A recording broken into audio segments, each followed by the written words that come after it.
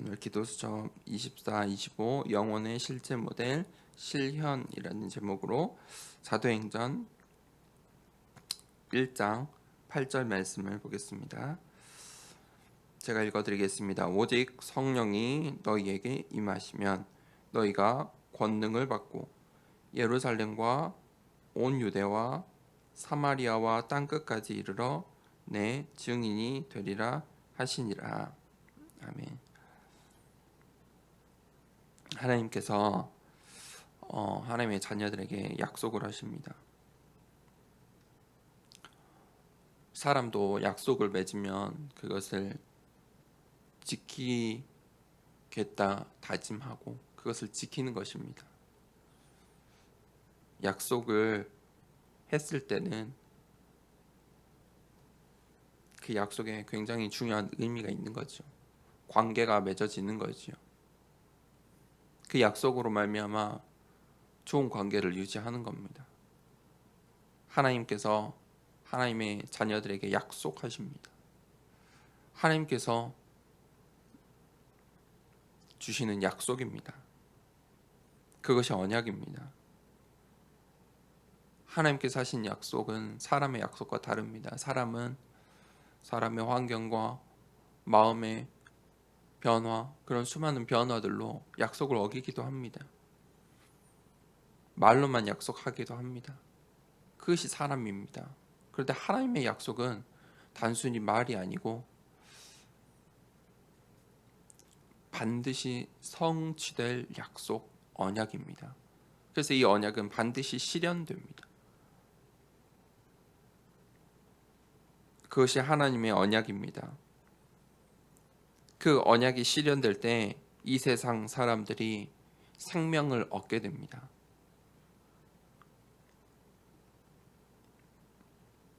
그 언약의 여정 속에 그 하나님의 언약이 실현되는 비전을 보는 것, 그것이 또 세계 복음화입니다. 그래서 우리가 그 언약의 여정을 걸어가고 그 언약의 여정 속에 우리 인생의 답을 찾는 것입니다. 그렇다면 과연 어떻게 언약을 실현하는 모델의 응답을 받을 수 있을까요? 첫 번째 내지입니다. 24 드림, 24 영원, 이 축복을 받는 것입니다. 24시 우리가 정시로 무시로 우리의 생각으로 하나님이 주시는 꿈을 꾸는 것입니다. 하나님께서 주신 그 언약을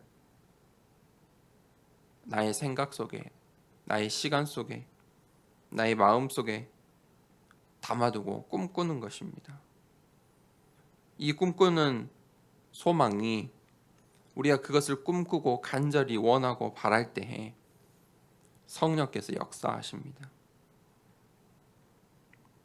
언약 속에 있는 그 꿈을 꿀 때에 어떤 언약의 여정을 가야 하는지 그 언약의 여정의 기준이 나오고 방법이 나오게 됩니다. 그것이 오직 유일성 재창조입니다. 이때 단순히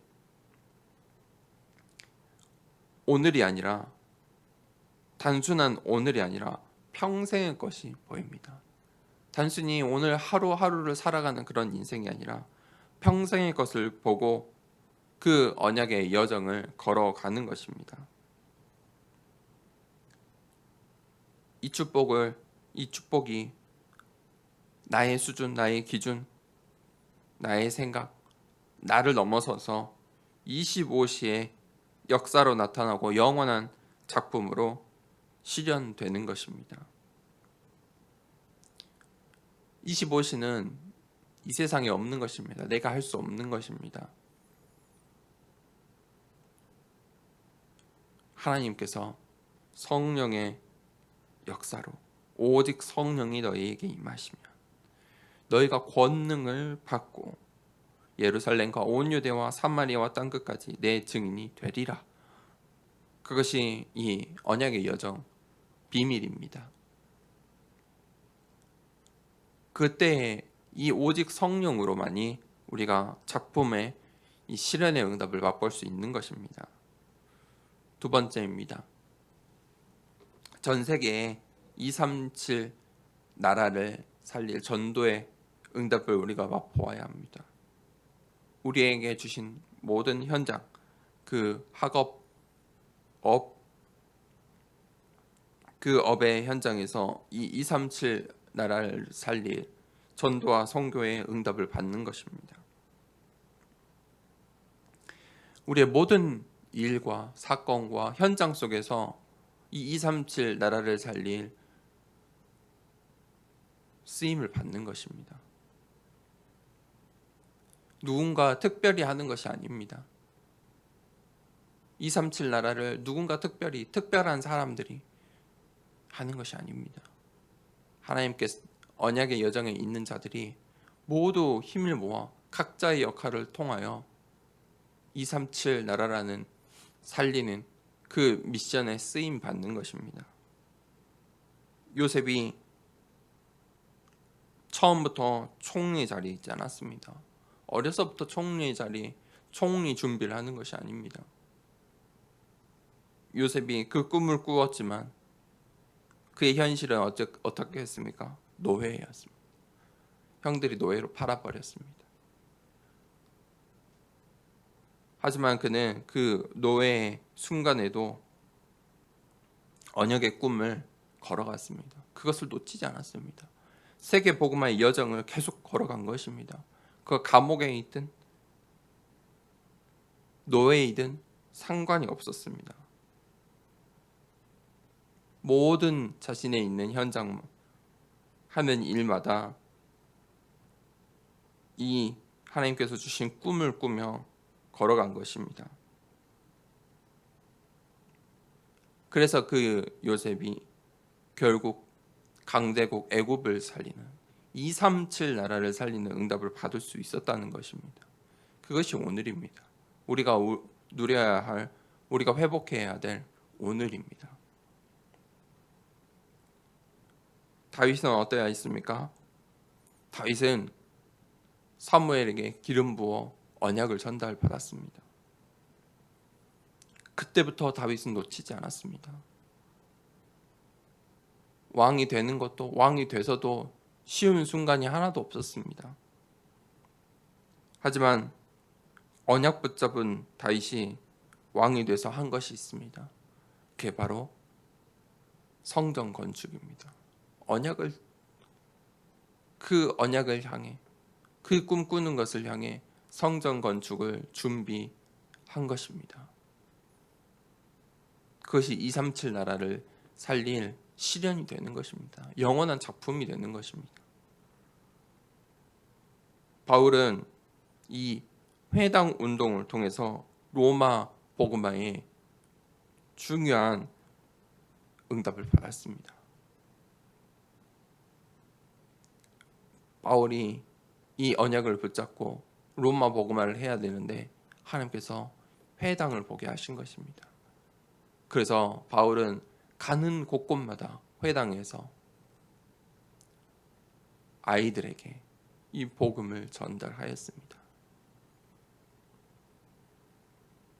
그래서 바울이 이 로마 복음의 축복을 받을 수 있었습니다. 우리의 현장이 그렇게 중요한 것입니다. 어느 곳에 있든 무슨 일을 하든 그 현장이 세계 복음의 현장입니다. 그 현장이 237 나라에 쓰임 받는 현장인 것입니다.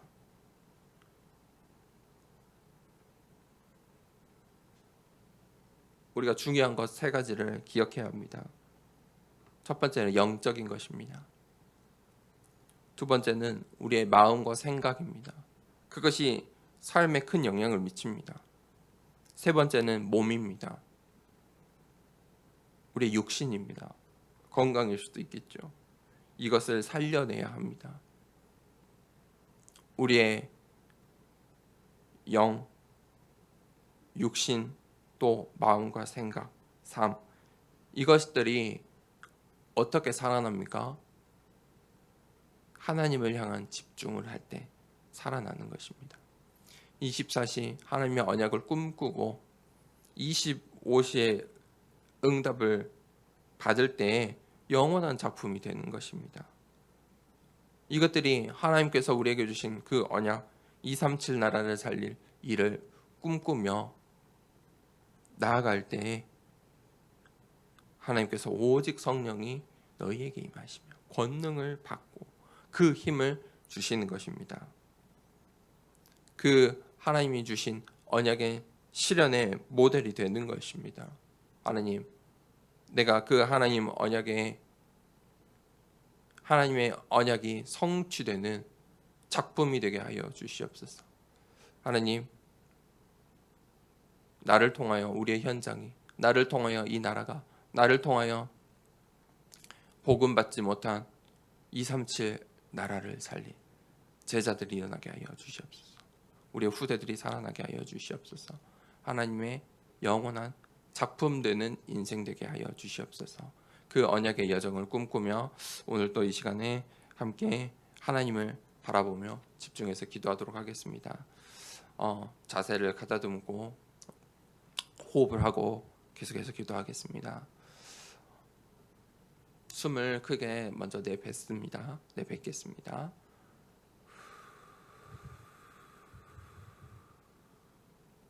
들이마십니다.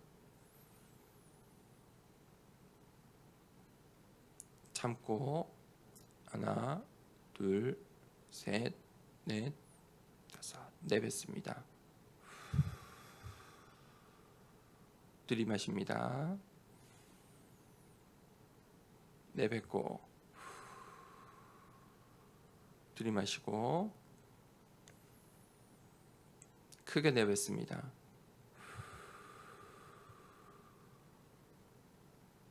들이마시고 참겠습니다. 하나, 둘, 셋, 넷, 다섯, 여섯, 일곱, 여덟, 아홉, 열. 천천히 내뱉습니다. 하나님, 이 시간에 오직